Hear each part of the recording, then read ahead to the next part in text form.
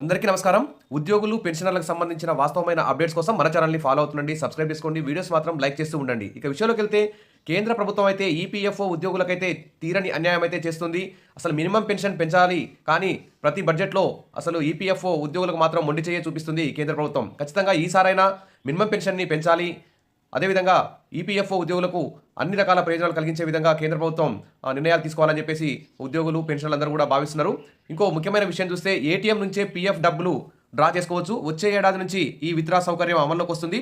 కేంద్ర కార్మిక మంత్రిత్వ శాఖ కీలక నిర్ణయం అయితే తీసుకుంది.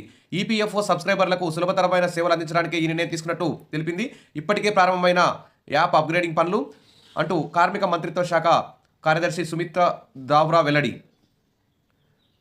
ఇక త్వరలోనే ఉద్యోగ భవిష్య నిధి సొమ్ము ఉపసంహరణ మరింత సులభతరం కానుంది. కార్మికులకు మెరుగైన సేవల కోసం కార్మిక మంత్రిత్వ శాఖ ఐటీ వ్యవస్థలను అప్గ్రేడ్ చేస్తుందని ఆయన అన్నారు. క్లెయిమ్లను వేగంగా పరిష్కరిస్తున్నామన్న ఆమె చందాదారులు, లబ్ధిదారులు ఏటీఎంల ద్వారా నగదును సులభంగా పొందవచ్చని అన్నారు. వచ్చే ఏడాది జనవరి నుంచే ఈ సేవలు అందుబాటులోకి వచ్చే అవకాశం ఉందని సమాచారం.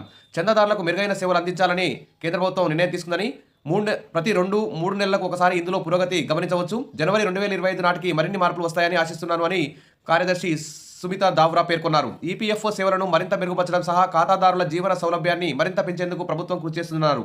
ఈ ప్రకటనలకైతే తక్కువ పోలేదు. కానీ అసలు ఫస్ట్ మినిమం పెన్షన్ని పెంచాలి, 10,000 పైగా మినిమం పెన్షన్ని చేయాలని చెప్పేసి ఉద్యోగులు, పెన్షనర్లందరూ కూడా భావిస్తున్నారు. ప్రభుత్వం ఫస్ట్ ఆ దిశగా నిర్ణయం తీసుకోవాలి అని కోరుకుందాం. విషయాల మరిన్ని అప్డేట్స్ కోసం మన ఛానల్ని ఫాలో అవుతుండండి. సబ్స్క్రైబ్ చేసుకోండి. Thank you.